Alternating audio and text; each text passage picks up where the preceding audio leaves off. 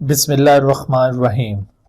रब्बिश्रह ली सदरी व यस्सिर ली अमरी वहलुल उक़दतम मिन लिसानी यफ़क़हू क़ौली। बिस्मिल्लाहिर्रहमानिर्रहीम। अस्सलाम वालेकुम dear students, welcome in lecture number 37 of PMC national handicap 2021 biology preparation series के एक और लेक्चर के साथ आपके सामने हाजिर हैं।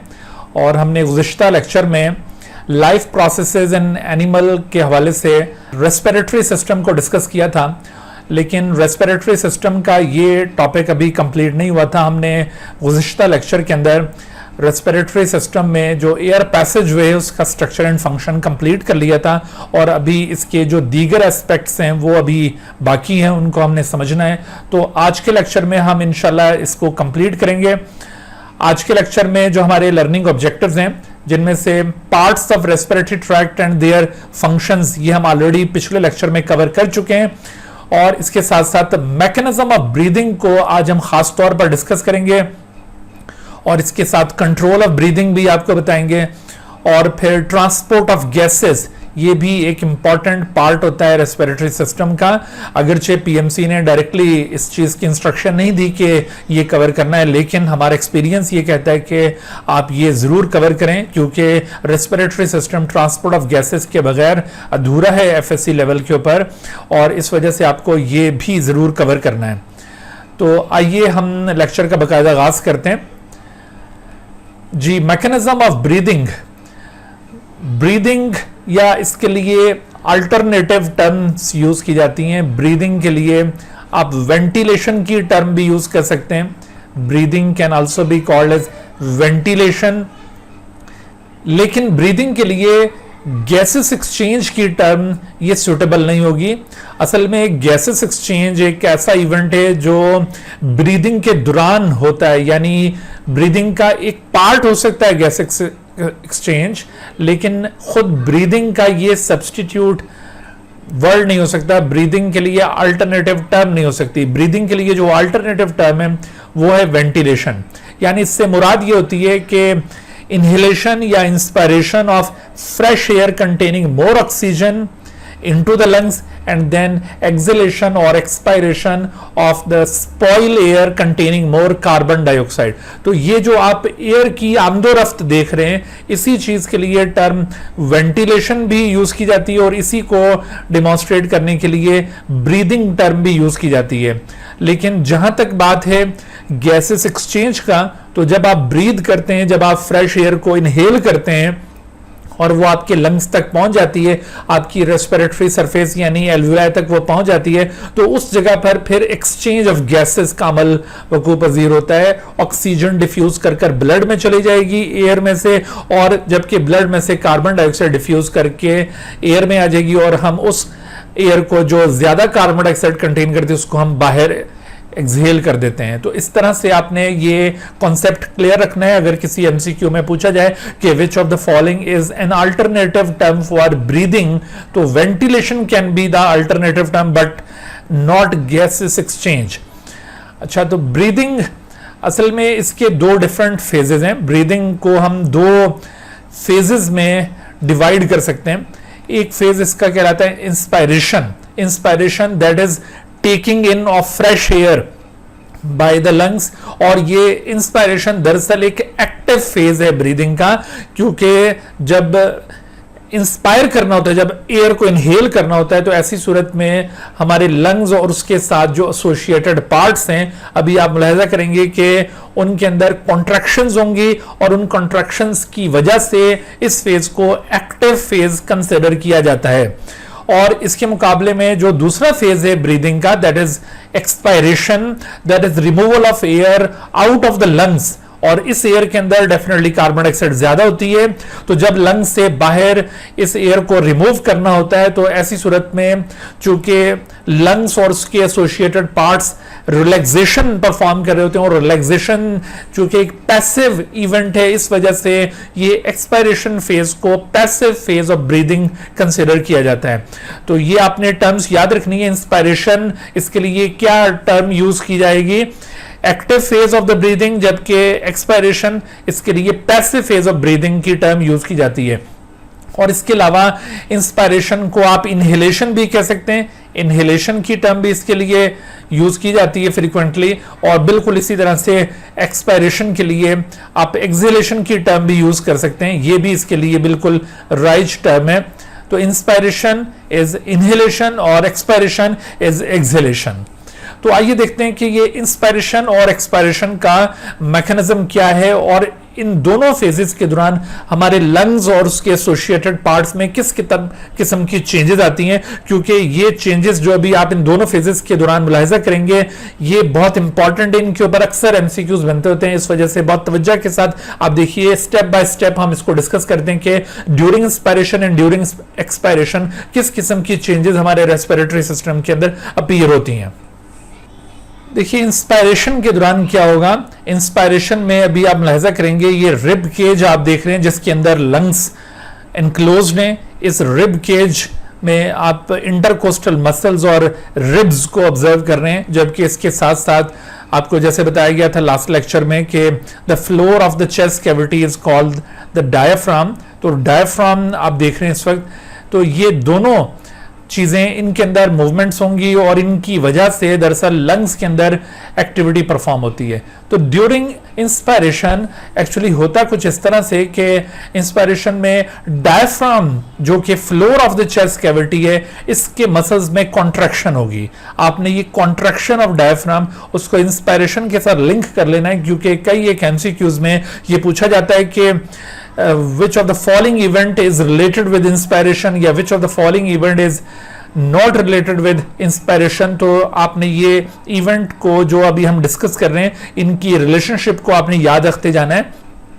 तो inspiration that is taking in a fresh air, इस दौरान क्या होगा कि डायफ्राम इसमें कॉन्ट्रैक्शन होगी, और जब ये डायफ्राम कॉन्ट्रैक्ट करता है तो at the same time contraction of the external intercostal muscle भी परफॉर्म होगा।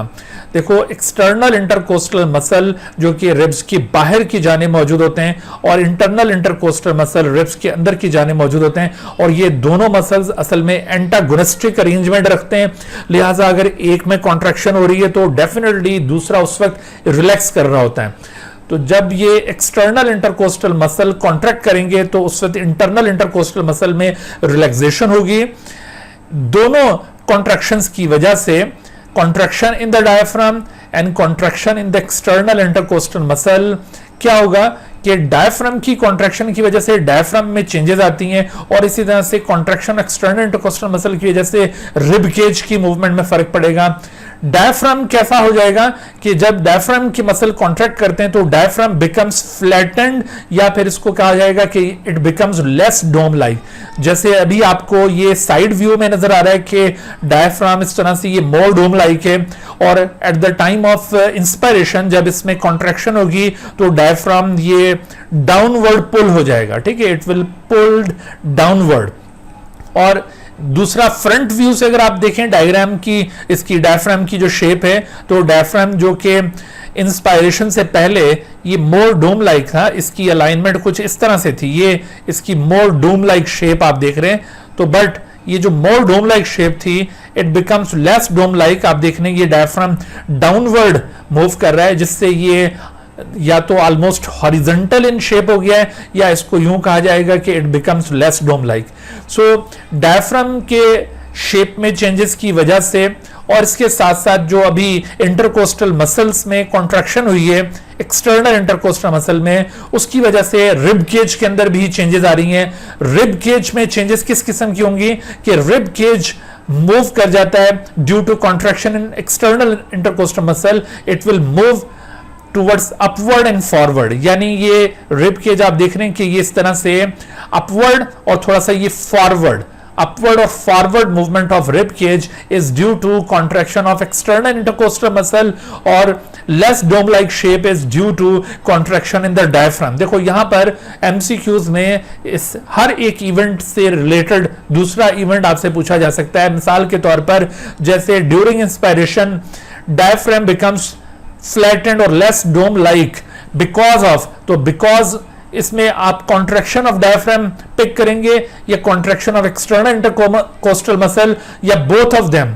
तो अगरचे इन दोनों का ताल्लुक इंस्पायरेशन के साथ तो है, लेकिन अगर आपसे डायफ्राम की लेस डोम लाइक शेप का सबब पूछा जाए तो आपने फिर ये कॉन्ट्रैक्शन ऑफ डायफ्राम को पिक करना है। ऐसा ना हो कि आप ये इसको भी साथ ऑप्ट कर लें तो गलती हो जाएगी। बिल्कुल इसी तरह से अगर आपसे पूछा जाता है कि during inspiration the forward and upward movement of rib cage is due to, तो उसमें एक ऑप्शन ये contraction of the external intercostal muscle है और दूसरा कॉन्ट्रैक्शन ऑफ द डायफ्राम, और बोथ ऑफ देम और नन ऑफ देम।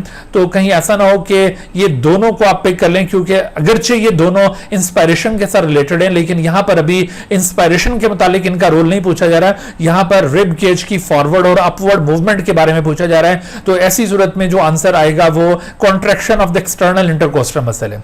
देखिए यहां पर तो हम अभी मेंशन कर रहे हैं एक्सटर्नल इंटरकोस्टल मसल, लेकिन अगर किसी केस में इंटरकोस्टल मसल का मेंशन ना हो कि वो इंटरनल या एक्सटर्नल, तो ऐसी सूरत में आपने अज्यूम करना है कि ड्यूरिंग इंस्पायरेशन जो कॉन्ट्रैक्शन हो रही है वो दरअसल एक्सटर्नल इंटरकोस्टल मसल की कॉन्ट्रैक्शन हो रही है।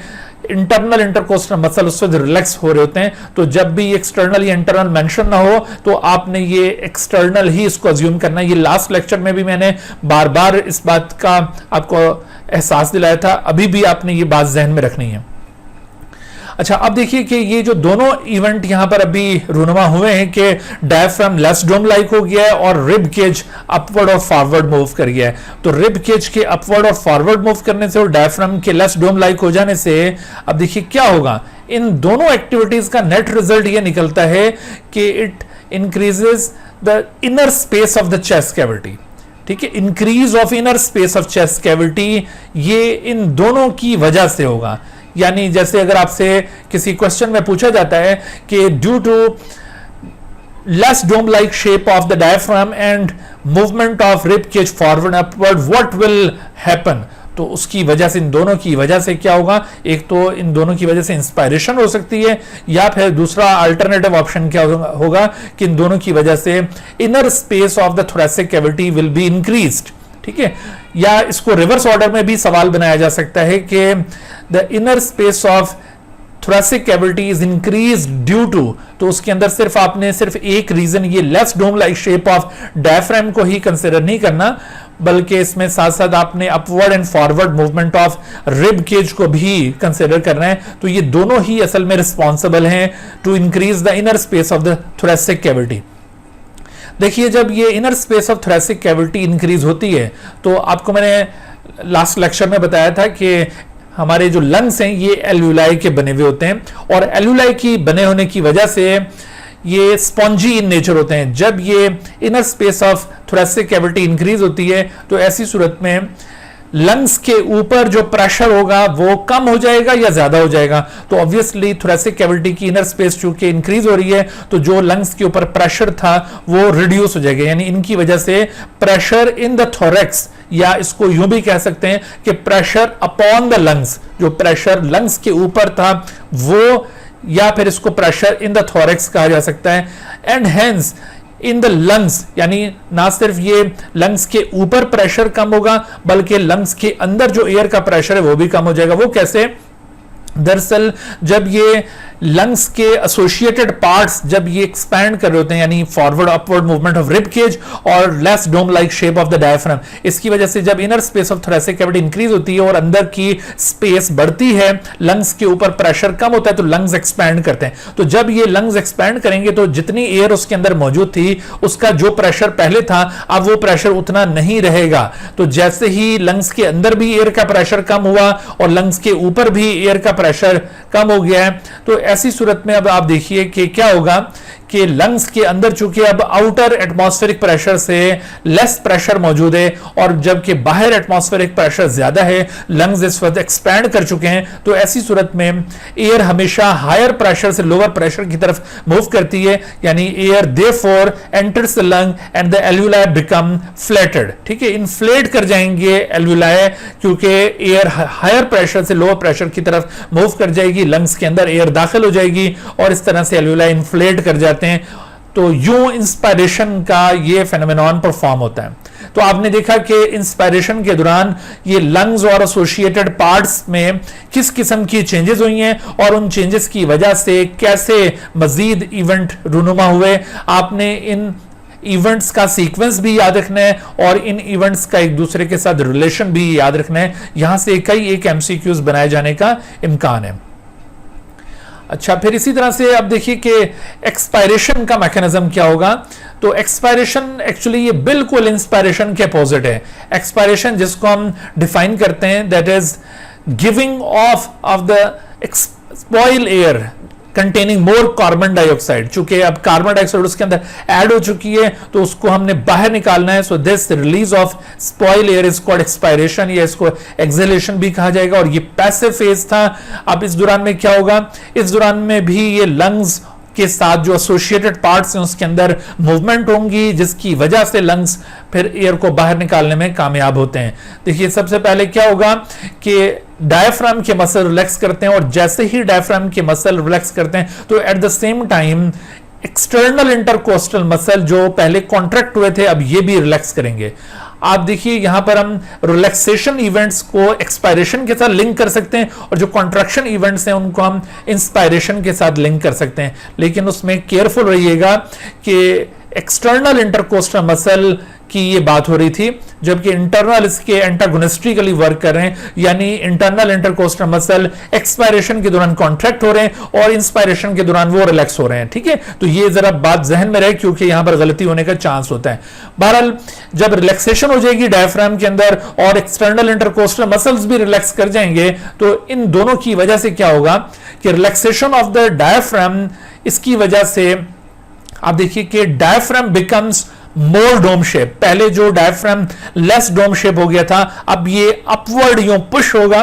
पहले ये डाउनवर्ड पुल हुआ था, अब ये अपवर्ड पुश होगा, और इससे इसकी शेप दोबारा मोर डोम लाइक हो जाएगी। पहले ये लेस डोम लाइक हो गया था। ठीक है, और दूसरी तरफ जो relaxation in external intercostal muscle हुआ है उसकी वजह से rib cage move downward and backward. पहले आपको बताया था कि rib cage forward and upward move हुआ था, अब ये डाउनवर्ड और बैकवर्ड मूव होगा। तो अब ये दोनों जो एक्टिविटीज हैं, यानी more dome shape of the diaphragm और ये मोर या movement of rib cage downward and backward, इन दोनों एक्टिविटीज का नतीजा क्या निकलेगा? इन दोनों एक्टिविटीज का नतीजा यहां पर यह निकलेगा कि inner space of the chest cavity is decrease of inner space of chest cavity. इसके बिहाइंड कौन से फैक्टर्स रिस्पॉन्सिबल हैं? तो ये दो फैक्टर्स आपने याद रखने हैं।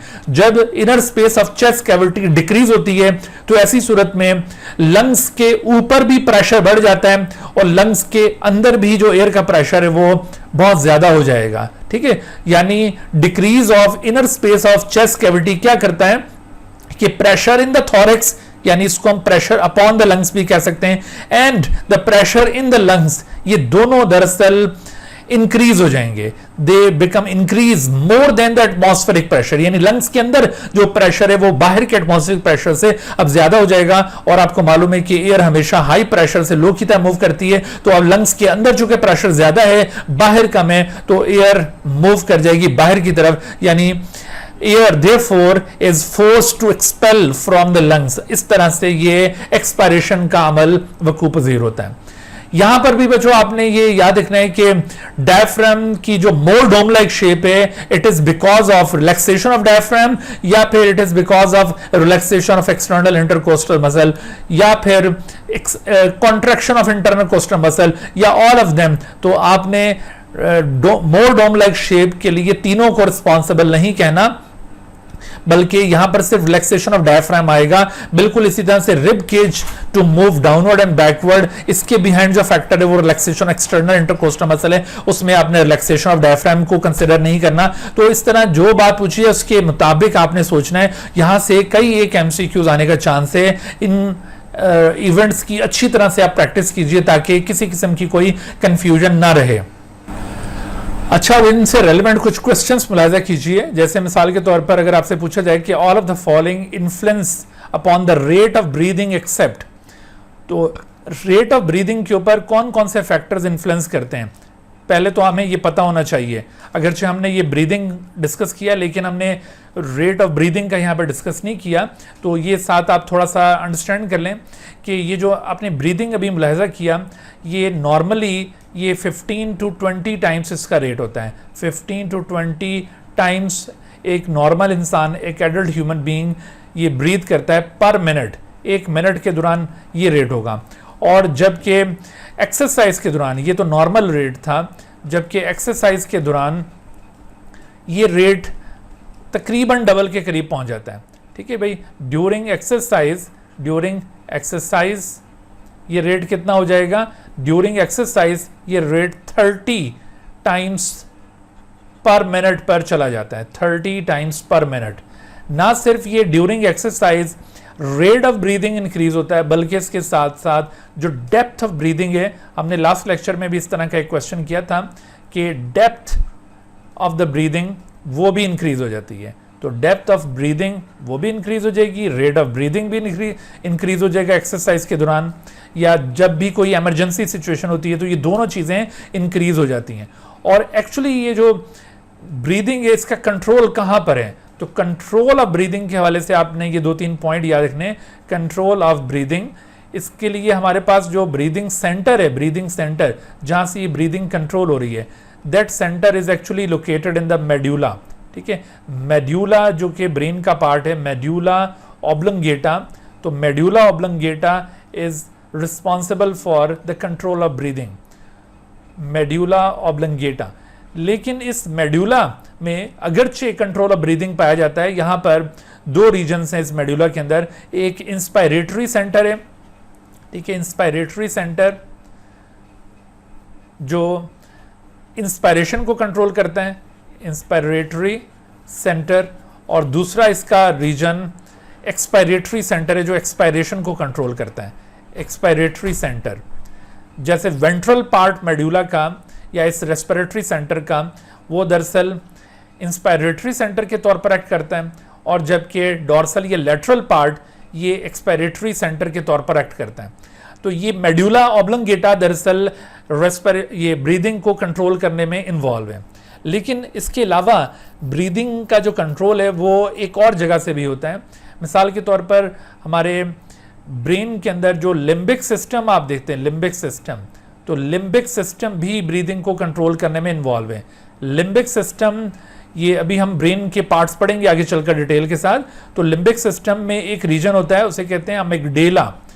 अमिगडेला दरअसल ये हमारे जितने भी सेंटिमेंट्स या फिर कोई जो इमोशंस होते हैं, अमिगडेला एक्चुअली ये किनको कंट्रोल कर रहा है, इमोशंस को कंट्रोल कर रहा है, जज्बात को, सेंटिमेंट्स को कंट्रोल कर रहा है। ये अमिगडेला दरअसल लिम्बिक सिस्टम का पार्ट है। अमिगडेली प्लूरल वर्ड है, सिंगुलर होता है अमिगडेला। तो ये अमिगडेला दरअसल लिम्बिक सिस्टम का पार्ट, ये इमोशंस को कंट्रोल करता है, और इमोशंस की वजह से अगेन ये सिग्नल करता है टू द मेड्यूला, और उसकी वजह से मेड्यूला अगेन इंस्पायरेशन और एक्सपायरेशन को इन्फ्लुएंस करेगा। मिसाल के तौर पर जैसे कभी बहुत ज़्यादा अगर हम खुशी महसूस कर रहे होते हैं, या फिर अगर हम बहुत ज़्यादा किसी खौफ की हालत में होते हैं, तो आपने देखा होगा कि खुशी या खौफ की हालत में ये भी एक किस्म की इमरजेंसी स्टेट्स हो जाती हैं। तो ऐसी सूरत में ये जो इमोशंस होते हैं, लिम्बिक सिस्टम जब इनको कंट्रोल करता है तो ये सिग्नल करता है मेड्यूला को, और मेड्यूला ऐसी सूरत में रेट ऑफ ब्रीदिंग को इंक्रीज कर देगा।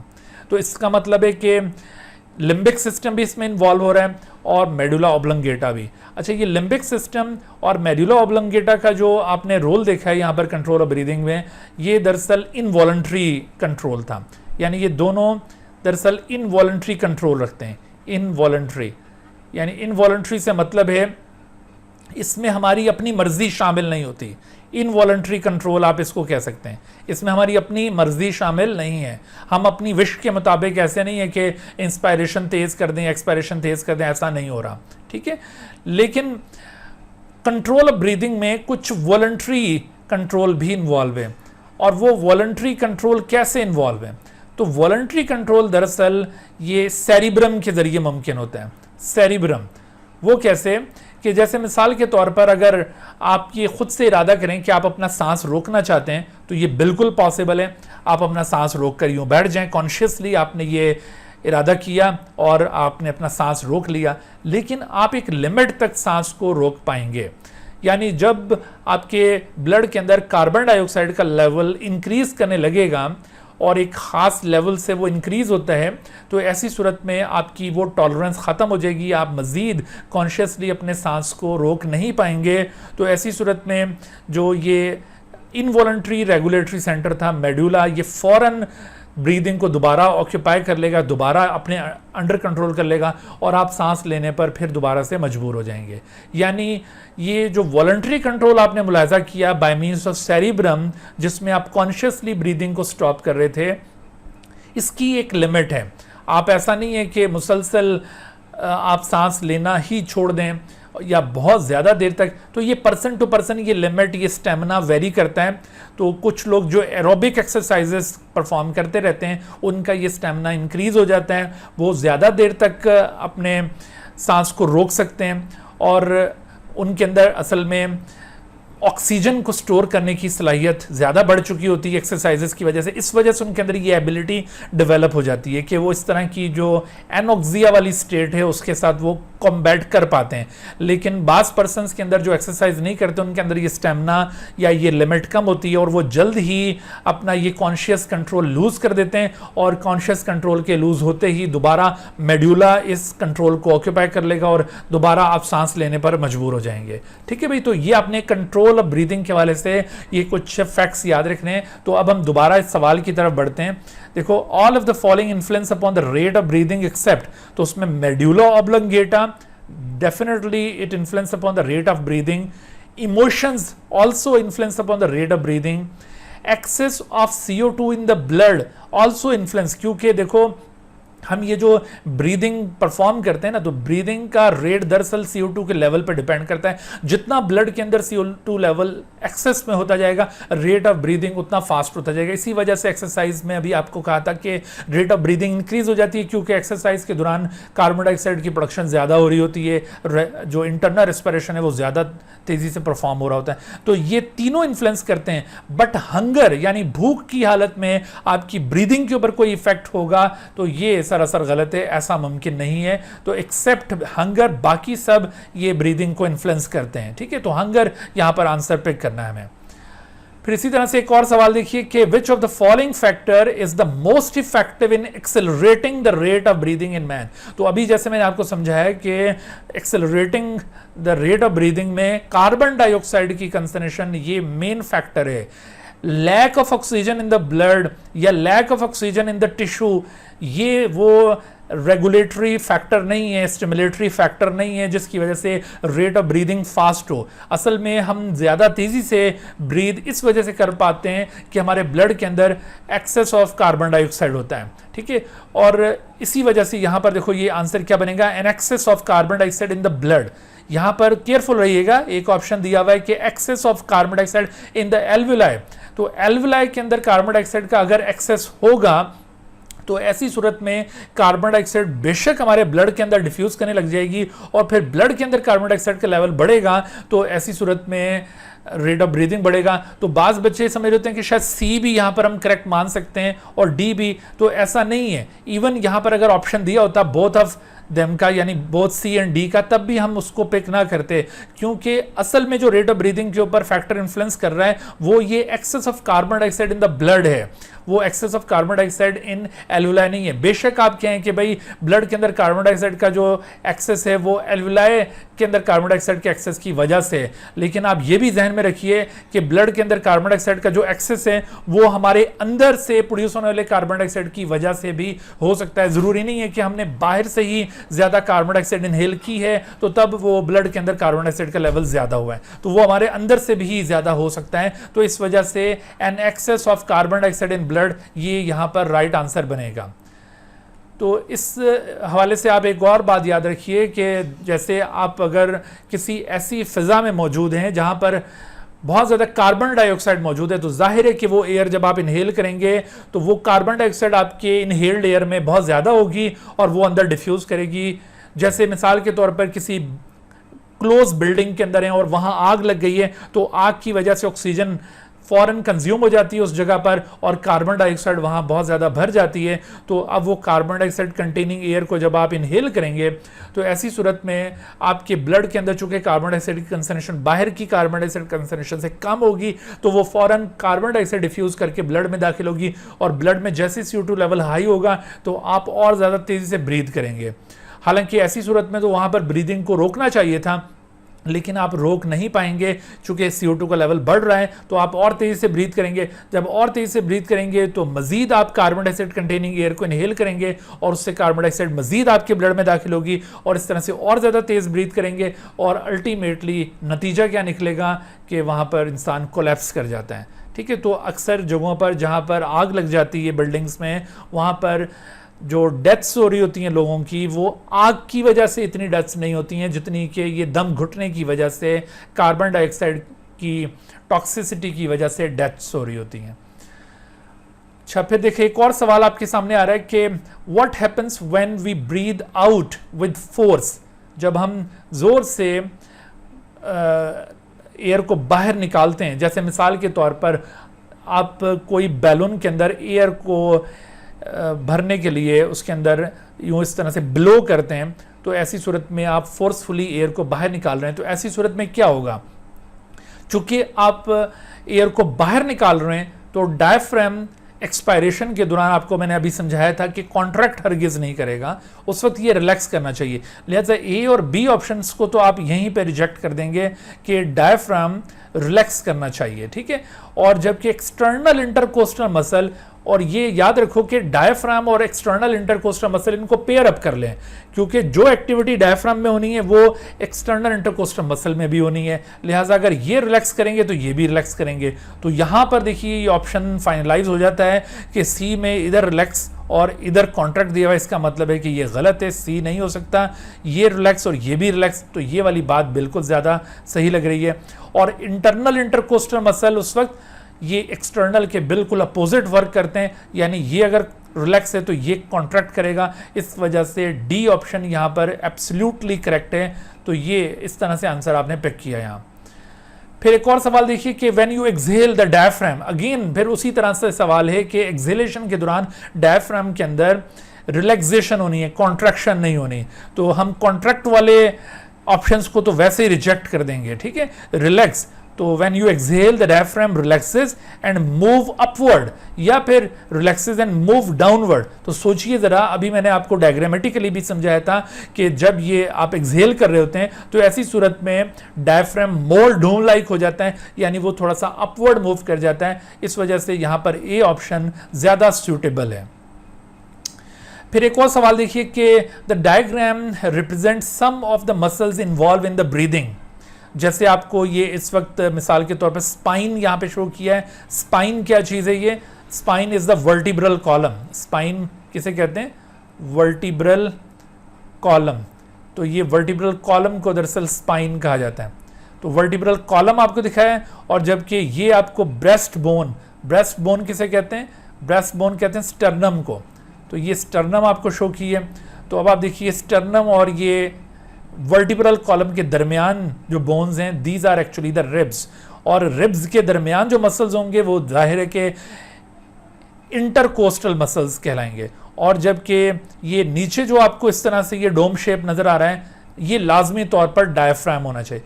यानी हमने एक चीज को पिन पॉइंट कर लिया कि R must be the diagram. ठीक है, आर क्या होना चाहिए? ये डायफ्राम होना चाहिए। और ये P और Q क्या चीज़ है, इनको भी ज़रा हम अगर अंदाज़ा लगाएं कि P और Q क्या है, तो आप ज़रा गौर कीजिए। इस वक्त बात हो रही है कि the diagram represents some of the muscles involve in breathing. उसके बाद पूछा गया है कि which muscles are contracting during breathing in. Breathing in से मुराद है इंस्पायरेशन, यानी यहाँ पर आपसे इंस्पायरेशन के मुतालिक दरियाफ्त किया जा रहा है कि जब इंस्पायरेशन होगा तो ड्यूरिंग इंस्पायरेशन कौन से मसल्स कॉन्ट्रैक्ट करेंगे। तो आप याद कीजिए, during inspiration external intercostal muscle contract करते हैं या इंटरनल।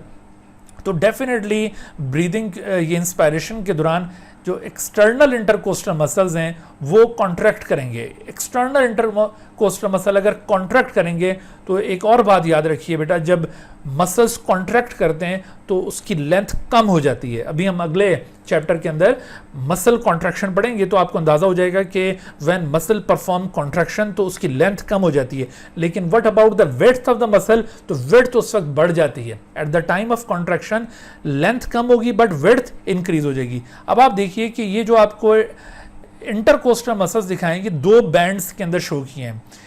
एक आपको ये इस डायरेक्शन में ये बैंड नजर आ रहे हैं और दूसरे आपको ये उसके अपोजिट डायरेक्शन में आपको ये बैंड नजर आ रहे हैं।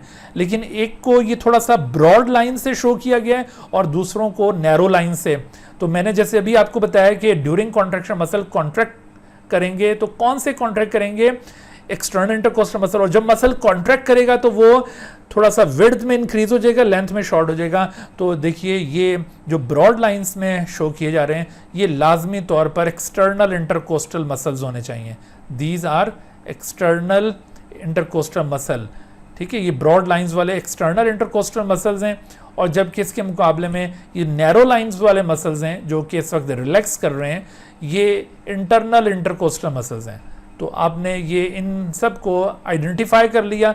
अब दोबारा सवाल पढ़िए, देखिए क्या कहा जाता है कि which muscles are contracting during breathing इन।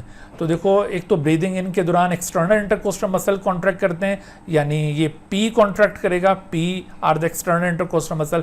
और दूसरा मैंने अभी आपसे शेयर किया था कि इंस्पायरेशन के दौरान डायफ्राम भी कॉन्ट्रैक्ट करता है। आप इन दोनों को पेयर अप कर लीजिए कि जब डायफ्राम ने कॉन्ट्रैक्ट करना है तो एक्सटर्नल इंटरकोस्टल मसल ने भी कॉन्ट्रैक्ट करना है। इसका मतलब है कि पी और आर ऐसे दो कंपोनेंट्स हैं यहाँ पर जो कॉन्ट्रैक्ट कर रहे होंगे at the time of breathing in. लिहाजा पी और R is given in the option number C, बाकियों में कोई दूसरे ऑप्शंस हैं। लिहाजा यहां पर राइट आंसर क्या बनेगा, C. C is therefore correct answer. फिर इसी तरह का एक और सवाल देखिए कि the diagram shows the rib cage and some of the muscles involve in breathing as seen from the side. ठीक है, अब आप साइड व्यू से ये रिब केज को मुलाहिजा कर रहे हैं और साइड व्यू से देखने पर आपको ये लंग्स का अंदर स्ट्रक्चर नजर आ रहा है। ये एज यूजुअल वर्टिब्रल कॉलम, पहले इसको स्पाइन लिखा था, अब ये वर्टिब्रल कॉलम पॉइंट आउट किया जा रहा है। और ये breast bone that is sternum, इनके दरमियान में रिब्स हैं और रिब्स के दरमियान जो मसल्स हैं वो इंटरकोस्टल मसल्स हैं। अब सवाल ये पैदा होता है कि यहाँ पर सिर्फ ये इंटरकोस्टल मसल्स शो किए हैं, लेकिन ये कौन से वाले इंटरकोस्टल मसल, एक्सटर्नल हैं या इंटरनल हैं। लेकिन यहाँ पर आप ज़रा गौर कीजिए बच्चों कि ये जो मसल्स हैं ये रिब्स को ऊपर से कवर नहीं कर रहे हैं ना। अगर ये चूंकि हम साइड व्यू में देख रहे हैं तो अगर ये मसल रिब्स के ऊपर से यूं रिब्स को कवर कर रहे होते, ऐसे करके अगर ये यूं मौजूद होते, रिब्स के ऊपर भी ये अगर मौजूद होते, तो फिर हम ये अज्यूम करते कि ये एक्सटर्नल इंटरकोस्टल मसल है। चूंकि ये रिब्स के ऊपर से क्रॉस नहीं कर रहे हैं, इसका मतलब है कि ये इंटरनल इंटरकोस्टल मसल है, क्योंकि ये देखो ये इनका कुछ हिस्सा रिब्स के पीछे छुपा हुआ नजर आ रहा है। So it means these intercostal muscles must be internal intercostal muscle. ठीक है, अब जरा सवाल पढ़िए। सवाल क्या कहता है कि what happens when the intercostal muscles shown in the diagram contract. अब देखो यहां पर मेंशन नहीं किया कि भाई एक्सटर्नल है या इंटरनल है। अब डायग्राम बना के दिखाइए। वैसे तो मैंने आपसे कहा था कि जब ये मेंशन ना हो तो आपने अज्यूम करना है कि एक्सटर्नल है, लेकिन चूंकि यहां पर अब डायग्राम के साथ चीज को शो किया जा रहा है तो इस वजह से आपने सिर्फ ये इस चीज़ पर नहीं रहना कि ये लाजमी एक्सटर्नल ही होंगे। आपने डायग्राम में ये अंदाज़ा करना है कि अब ये एक्सटर्नल है या इंटरनल है, और डायग्राम ये बता रही है कि ये इंटरनल होने चाहिए। तो what happens when the intercostal muscles shown in the diagram contract. तो इंटरनल इंटरकोस्टल मसल जब कॉन्ट्रैक्ट करेंगे तो याद रखो उस वक्त इंस्पायरेशन नहीं होती। इंस्पायरेशन के साथ तो एक्सटर्नल इंटरकोस्टल मसल के कॉन्ट्रैक्शन रिलेटेड है ना। तो ये इंटरनल इंटरकोस्टल मसल में अगर कॉन्ट्रैक्शन हो रही है तो इसका मतलब है कि एक्सपायरेशन हो रही है, एयर बाहर निकल रही है। यानी इसमें हम क्या पिक करेंगे, द डायफ्राम मूव्स डाउन। क्या ये डायफ्राम मूव्स डाउन होगा या लंग्स इन्फ्लेट करेंगे। तो देखो ये डायफ्राम डाउनवर्ड मूव करता है इंस्पायरेशन में, एक्सपायरेशन में नहीं करता। यहां पर एक्सपायरेशन हो रही है। लंग्स इन्फ्लेट, ये भी इंस्पायरेशन में इन्फ्लेट करते हैं, एक्सपायरेशन में इन्फ्लेशन नहीं होती। और इसी तरह से the pressure inside the lungs decreases, तो लंग्स में जो इनसाइड प्रेशर डिक्रीज तभी होता है जब इंस्पायरेशन हो. The ribs move down. Yes, this is the option in which occurs during expiration, क्योंकि देखो एक्सपायरेशन में रिब्स डाउनवर्ड मूव करती हैं, लिहाजा यहां पर करेक्ट आंसर क्या होगा? D must be the correct answer. ये बच्चों इस तरह के सवालात इस वजह से यहाँ पर डिस्कशन में ऐड किए हैं ताकि आपका ये जो कॉन्सेप्ट है, जो हमने टॉपिक अभी कवर किए थे, वो कॉन्सेप्ट पूरी अच्छी तरह से क्लियर हो जाए. ज़रूरी नहीं है कि सारे क्वेश्चन आपके पास इस तरह से डायग्राम वाले ही वहाँ पर पूछे जाएंगे, लेकिन एक्चुअली ये कॉन्सेप्ट क्लियर करने के लिए इस तरह के क्वेश्चन को यहाँ पर डिज़ाइन किया हुआ है ताकि वो आपका कॉन्सेप्ट अच्छी तरह क्लियर होते जाए. उसके बाद फिर जो भी बात वहाँ पर आएगी, जो बात पूछी जाएगी, वो आप ईजीली आंसर कर सकेंगे. इसी तरह से अब एक और सवाल देखिए कि in human breathing system which feature maintains the carbon dioxide gradient between alveoli and the outside air. Alveoli के अंदर एयर और फिर जो आउटसाइड एयर है, उन दोनों के दरमियान ग्रेडियंट को, कार्बन डाइऑक्साइड ग्रेडियंट को कौन सी चीज़ मेंटेन कर रही है? तो उसमें अगर आप गौर करें कि blood continuously pump to the alveoli, तो जब ये ब्लड कंटिन्यूसली एल्विलाई की तरफ पंप हो रहा होगा तो इसकी वजह से कार्बन डाइऑक्साइड यहाँ पर आ रही होगी और वो कार्बन डाइऑक्साइड निकल कर एल्विलाई के अंदर दाखिल हो रही होगी. इस वजह से एल्वियोलर एयर वो कार्बन डाइऑक्साइड रिच हो जाएगी और जबकि बाहर की जो एयर है वो कार्बन डाइऑक्साइड पुअर होगी. फिर देखो ब्रीदिंग इन एंड आउट, तो जब आप ब्रीदिंग इन और आउट करते हैं तो ऐसी सूरत में जो एयर एल्विलाई के अंदर कार्बन डाइऑक्साइड रिच हो गई थी तो वो फिर बाहर निकल जाती है और फिर बाहर से दोबारा जब आप फ्रेश एयर लेकर आते हैं तो उसके अंदर कार्बन डाइऑक्साइड उस वक्त कम होती है. तो इसका मतलब है कि फर्स्ट इवेंट भी इसमें इन्वॉल्व है. ये जो कार्बन डाइऑक्साइड ग्रेडियंट आप मुलाहिजा कर रहे हैं between alveoli and outside air, इसमें फर्स्ट इवेंट भी इन्वॉल्व होगा और सेकेंड भी. तीसरी चीज़ है मॉइस्ट एल्व्यूलर सरफेसेस. अब देखो ये जो मॉइस्ट एल्व्यूलर सरफेसेस हैं इसका ताल्लुक कोई कार्बन डाइऑक्साइड ग्रेडियंट की मेंटेनेंस के साथ कोई ऐसा एज सच नहीं है. वैसे एक्सचेंज ऑफ गैसेस में मॉइस्ट एल्व्यूलर सरफेसेस सपोर्ट करती हैं या इवन थिन एल्व्यूलर वॉल्स भी एक्सचेंज ऑफ गैसेस में, लेकिन जो पर्टिकुलरली यहाँ पर बात हो रही है कार्बन डाइऑक्साइड ग्रेडियंट की, उसके अंदर ये 3 और 4 आर नॉट डायरेक्टली इन्वॉल्व. लिहाजा ये 1 और 2 वाला जो ऑप्शन है ये ज़्यादा सूटेबल ऑप्शन है. तो राइट ऑप्शन यहाँ पर ए हो जाएगा. इसी तरह से एक और सवाल देखिए कि the graph shows how the pressure and the volume inside the lungs change during one complete breath. तो एक कंप्लीट जब सांस लेते हैं, एक ब्रेथ आप परफॉर्म करते हैं, तो डिफरेंट जो चेंजेस आ रही हैं प्रेशर के अंदर और इसके अलावा वॉल्यूम इनसाइड द लंग, वो यहाँ पर ग्राफिकली इंडिकेट किया है. आपको ये प्रेशर का ग्राफ नज़र आ रहा है और ये वॉल्यूम का ग्राफ नज़र आ रहा है. तो डिफरेंट पॉइंट्स यहाँ पे मेंशन किए हैं, ए, बी, सी और ये डी. और अब आपसे पूछा जा रहा है कि at which point are the muscles of the diaphragm starting to contract. ज़रा इस बात पे गौर कीजिएगा कि मसल्स ऑफ द डायफ्राम अभी ये कॉन्ट्रैक्ट हुए नहीं हैं, अब ये स्टार्ट होने जा रहे हैं, अभी कॉन्ट्रैक्ट करना है इन मसल्स ने. तो अगर आप गौर कीजिए ए पॉइंट ये किस जगह पर है? ए पॉइंट उस जगह पर है जब अभी वॉल्यूम आहिस्ता आहिस्ता इंक्रीज होने जा रहा है और उस वक्त ये जो प्रेशर था, प्रेशर भी ये इस पॉइंट के ऊपर ये बहुत कम हो चुका था, अब वो प्रेशर यूं बढ़ने जा रहा है. इसका मतलब है कि इस वक्त ये कॉन्ट्रैक्शन की हालत में आ चुके हैं, कॉन्ट्रैक्ट कर रहे हैं मसल्स. तो कॉन्ट्रैक्ट कर रहे होंगे तो इसी वजह से एयर अंदर दाखिल हो रही होगी और यूं एयर अंदर दाखिल होने की वजह से ये प्रेशर और ये अब वॉल्यूम बढ़ता जा रहा है. यानी ए ऐसा पॉइंट है जहाँ पर ये स्टार्ट हो चुकी है कॉन्ट्रैक्शन. ठीक है, ये बात जहन में रहे कि इंस्पायरेशन की एक्टिविटी ए वाले पॉइंट पर स्टार्ट हो चुकी है. लेकिन अब बी पॉइंट अगर आप एग्जामिन करें तो बी वो पॉइंट है जब ये एयर पूरी तरह से अंदर आ चुकी थी, अब उसको बाहर निकालना है. तो इस वक्त भी जाहिर है कि डायफ्राम के मसल कॉन्ट्रैक्ट करने के लिए रेडी नहीं होंगे, बल्कि वो कॉन्ट्रैक्ट कर चुके होंगे, अब ये रिलैक्स करने की तरफ जा रहे हैं. और जो सी पॉइंट है, तो सी पॉइंट तो वैसे भी इसके बी के बिल्कुल करीब तर आपको दिखाया हुआ है, तो इसमें भी जाहिर है कि रिलैक्सेशन ऑफ द डायफ्राम ही होगी. लेकिन अगर आप डी पॉइंट पे गौर करें तो डी पॉइंट इंडिकेट कर रहा है कि इस वक्त जो वॉल्यूम ऑफ एयर है वो सारे का सारा निकल चुका है, यानी बिल्कुल एयर खाली हो चुकी है, ख़त्म हो चुकी है. यानी एक्सपायरेशन जब एंड हो जाती है ना, ये वो वाली स्टेज नज़र आ रही है.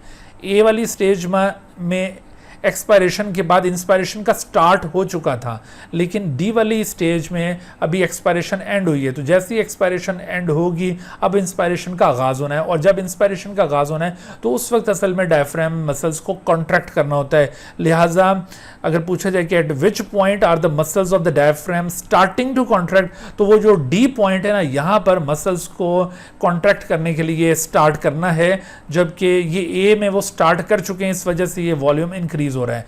तो ये ए और डी बहुत ही करीब तर आंसर्स थे, इसको केयरफुली आपने पिक करना है, और ये D is the right answer. ठीक है बच्चों, तो डी इसका करेक्ट आंसर था। अच्छा, फिर इसी तरह से एक और क्वेश्चन देखिए कि the diagram represents the human respiratory system. तो ये ह्यूमन रेस्पिरेटरी सिस्टम आपको जो अभी पिछले लेक्चर के अंदर डिटेल के साथ एक्सप्लेन किया था, तो वो चीज़ यहाँ पे शो की हुई है और हम इजीली अब इनको आइडेंटिफाई कर सकते हैं।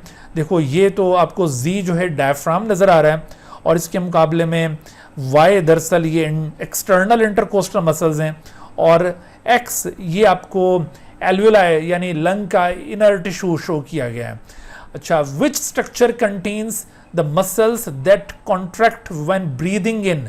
जब ब्रीदिंग इन होगी, इंस्पायरेशन होगी, तो ऐसी सूरत में कौन से मसल कॉन्ट्रैक्ट करेंगे? तो एक तो डायफ्राम को कॉन्ट्रैक्ट करना चाहिए, यानी जी कॉन्ट्रैक्ट करेगा। दूसरा एक्सटर्नल इंटरकोस्टल मसल को भी कॉन्ट्रैक्ट करना चाहिए, तो वाई। तो वाई और जी कॉन्ट्रैक्ट होंगे, और वाई और जी कहाँ है? तो वाई और G are given in the option number C. तो इस तरह से सी इज देयरफॉर करेक्ट। एक और सवाल देखिए कि the sum of inspiratory reserve volume, tidal volume and expiratory reserve volume is called. देखो, ये जो क्वेश्चन है ये लिया गया है रेस्पिरेटरी वॉल्यूम के टॉपिक से। तो रेस्पिरेटरी वॉल्यूम का टॉपिक भी अगरचे डायरेक्टली पीएमसी ने शो नहीं किया हुआ, लेकिन मैं आपको सजेस्ट करता हूं कि इसकी कुछ बुनियादी टर्म्स को आप ज़रूर माइंड में रखिए, चूँकि चलें ये डिस्कशन में आ गया तो इसको हम कवर करते जाते हैं। जैसे यहाँ पर इंस्पायरेटरी रिजर्व वॉल्यूम की टर्म यूज हो रही है, तो इंस्पायरेटरी रिजर्व वॉल्यूम क्या होता है? इंस्पायरेटरी रिजर्व वॉल्यूम दरअसल ये वो अमाउंट ऑफ एयर होता है जो हम ड्यूरिंग इनहेलेशन पूरे जोर से ये एब्जॉर्ब करते हैं, यानी जब हम eight the time of deep breathing जो पूरी तरह से जोर से सांस अंदर लेकर जाते हैं, तो वो जितना वॉल्यूम अंदर जाएगा वो इंस्पायरेटरी रिजर्व वॉल्यूम है। दूसरी तरफ जो टाइडल वॉल्यूम होता है, टाइडल वॉल्यूम ये नॉर्मल ब्रीदिंग के दौरान जो अमाउंट ऑफ एयर को हम इनहेल या एक्सहेल कर रहे हैं, ये वो है। टाइडल वॉल्यूम तकरीबन कोई 500 ml होता है, यानी 0.5 लीटर, और जबकि इंस्पायरेटरी रिजर्व वॉल्यूम ये 3.5 यानी 3500 ml होगा, या 3.5 लीटर के करीब होता है। यानी जब आप ज़्यादा ज़ोर से सांस अंदर खींचते हैं तो एक्स्ट्रा 3000 ml एयर को मज़ीद अंदर लेकर जा सकते हैं। नॉर्मली आप 500 एयर को अंदर लेकर जा रहे थे, लेकिन अब आप ये 3500 ml को अंदर लेकर जा सकेंगे। सही हो गया। तो ये जो टाइडल वॉल्यूम था, टाइडल वॉल्यूम 500, ये हो गया 3500। और जबकि एक्सपायरेटरी रिजर्व वॉल्यूम किसे कहते हैं? Expiratory reserve volume inspiratory reserve volume के अपोजिट है, यानी जब आप पूरा जोर लगाकर सांस को बाहर निकालते हैं तो उस वक्त जो अमाउंट ऑफ एयर को आप बाहर निकाल पाएंगे वो दरअसल एक्सपायरेटरी रिजर्व वॉल्यूम कहलाता है। देखो, नॉर्मली जो आप एयर को बाहर निकाल रहे होते हैं ना eight the time of rest, वो वॉल्यूम भी टाइडल वॉल्यूम है। यानी टाइडल वॉल्यूम की टर्म दोनों तरफ यूज की जाती है, amount of air inhaled during the rest या amount of air exhaled during the rest, ये है tidal volume. But inspiratory reserve volume, this is amount of air inhaled during deep breathing, और expiratory reserve volume, this is amount of air exhaled during deep breathing. Clear होगी बात? तो जिस तरह से ये 3500 ml था, ये 500 ml है, और एक्सपायरेटरी रिजर्व वॉल्यूम ये कितना है? तो एक्सपायरेटरी रिजर्व वॉल्यूम भी तकरीबन ये कोई 1.5 लीटर टू, या फिर इसको कह लें कि 1500 ml टू 2000 ml के करीब ये भी अमाउंट होगा। सही। तो इस तरह से अगर हम टोटल करें, ये 3500 और ये 500 4000 हो गया। 4000 के साथ ये 5000 आप लगा लें, और 5000 के बाद 5500। एक्चुअली ये जो है ना एक्सपायरेटरी रिजर्व वॉल्यूम, ये तकरीबन कोई 1000 से 1500 के दरमियान वेरी करता है। 1000 to 1500 ml आप इसको अज्यूम कर लें, तो ये तकरीबन कोई 5000 या 5500 के करीब ये बन गया। और जबकि कुछ अमाउंट ऑफ एयर ऐसा होता है जो लंग्स के अंदर हर वक्त रहता है, वो निकल नहीं पाता। वो क्यों नहीं निकल पाता? वो इस वजह से नहीं निकल पाता कि हमारे लंग्स जब ये इस तरह से कंप्रेस हो रहे होते हैं और एयर को बाहर निकालते हैं तो इनकी कंप्रेशन एक लिमिट तक होती है ना। ऐसा नहीं है कि आप उसको यूँ बिल्कुल पिचका देते हैं। तो अगर ये किसी, जैसे आपने कार्टून में देखा होगा कि ऊपर से कोई चीज़ गुजर जाए तो कार्टून बिल्कुल यूँ फ्लैट हो जाता है, इसी तरह से अगर हमारे ऊपर से भी खुदा न ख्वास्ता कोई चीज़ गुजर जाए तो हमारी बॉडी बिल्कुल यूँ फ्लैट हो जाए, तो तब हम ये समझेंगे कि एयर में से लंग्स में से सारी एयर बाहर निकल गई है। लेकिन आम हालत में लंग्स में से एक्सपायरेशन के दौरान सारी एयर बाहर नहीं निकलती। Some amount of air always persist in the lungs, और वो तकरीबन कोई अमाउंट ऑफ एयर होता है, वो भी ये ऑलमोस्ट कोई 1000 to 1500 ml के करीब एयर का अमाउंट है जो ऑलवेज हमारे लंग्स के अंदर परसिस्ट करता है। That amount of air is called residual volume. उसके लिए टर्म यूज़ किया जाता है रेजिडुअल। तो ये रेजिडुअल वॉल्यूम, तो इस तरह से आपने ये थोड़े से वॉल्यूम्स के मुतालिक भी ये चीज़ें कवर कर ली। तो इनको आप याद रखिएगा। इंस्पायरेटरी रिजर्व वॉल्यूम मैंने आपको बता दिया, टाइडल वॉल्यूम बता दिया, एक्सपायरेटरी रिजर्व वॉल्यूम, और ये residual volume that always persist in the lungs. अच्छा, अब पूछा ये गया है कि इन तीनों का जो सम है वो क्या होगा? The sum of inspiratory reserve volume, tidal volume and the expiratory reserve volume, ये क्या चीज़ है? सो दिस इज एक्चुअली, इसको आप नाम देंगे, इसे कहते हैं vital capacity. This is actually the vital capacity, यानी जो टोटल अमाउंट ऑफ एयर हम इनहेल एक्सहेल कर सकते हैं ना, ये वो है। तो ये है vital capacity of the lungs. This is actually vital capacity. यहाँ पर अक्सर बच्चे कंफ्यूज होकर टोटल लंग कैपेसिटी को पिक करते हैं। So this is not a total lung capacity. Why this is not a total lung capacity? उसकी वजह यह है कि दरअसल टोटल लंग कैपेसिटी तब आप कैलकुलेट कर पाएंगे जब आप रेजिडुअल वॉल्यूम को भी इसमें शामिल कर लें। यानी इन तीनों का, इन चारों का जो सम होगा वो दरअसल टोटल लंग कैपेसिटी कहलाएगा। अदरवाइज अगर ये तीन चीज़ें सम अप की जाएं तो ऐसी सूरत में वाइटल कैपेसिटी आंसर बनता है। तो this is the right answer of this question. In points को भी आप ज़रूर माइंड में रखें। अगरचे डायरेक्टली पीएमसी के सिलेबस में ये गिवन नहीं, बट किसी भी स्टेज पर ऐसा सवाल आ सकता है, जैसा कि आजकल मुख्तलिफ जो टेस्ट हो रहे हैं उसके अंदर बहुत सारे ऐसे क्वेश्चंस भी आ रहे हैं जो अनसीन हैं, जो आपने पहली दफ़ा देखे हैं। तो इस वजह से इन पॉइंट्स को भी माइंड में रखिए जी। तो उसके बाद हम आगे बढ़ते हैं। Which event is not associated with the activity of expiration? Expiration के साथ कौन सी एक्टिविटी एसोसिएटेड नहीं है? कॉन्ट्रैक्शन ऑफ डायफ्राम, तो ये तो इंस्पायरेशन के साथ एसोसिएटेड है, ये एक्सपायरेशन के साथ नहीं है, यही आंसर होना चाहिए। मोर डोम लाइक, तो ये एक्सपायरेशन के साथ है। बैकवर्ड और downward movement of rib cage भी एक्सपायरेशन के साथ लिंक है। और relaxation of external intercostal muscle भी आपको ये बताया था कि एक्सपायरेशन के साथ ये लिंक है। तो इसमें सिर्फ जो ऑप्शन एक्सपायरेशन के साथ लिंक नहीं है वो ये ए ऑप्शन है।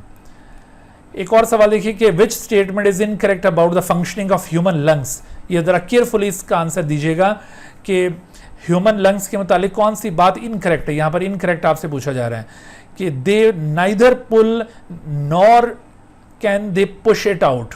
बिल्कुल, देखो एयर को ना तो ये पुल कर सकते हैं ना ये पुश कर सकते हैं। वो किस वजह से? क्योंकि ये स्पॉन्जी नेचर होते हैं ना, तो इस वजह से they neither pull air nor can they push it out.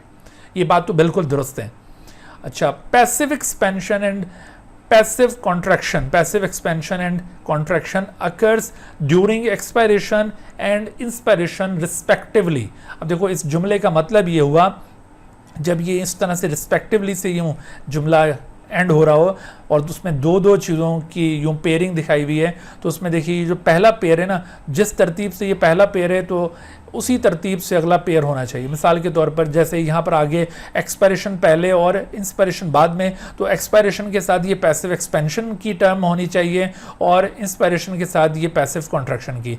जबकि देखो एक्सपायरेशन के साथ जो टर्म एसोसिएटेड है वो क्या है, यानी जब एक्सपायर कर रहे होते हैं तो उस वक्त लंग्स के अंदर क्या हो रहा होगा? लंग्स इस तरह से यूं कॉन्ट्रैक्ट हो रहे होंगे या रिलैक्स कर रहे होंगे?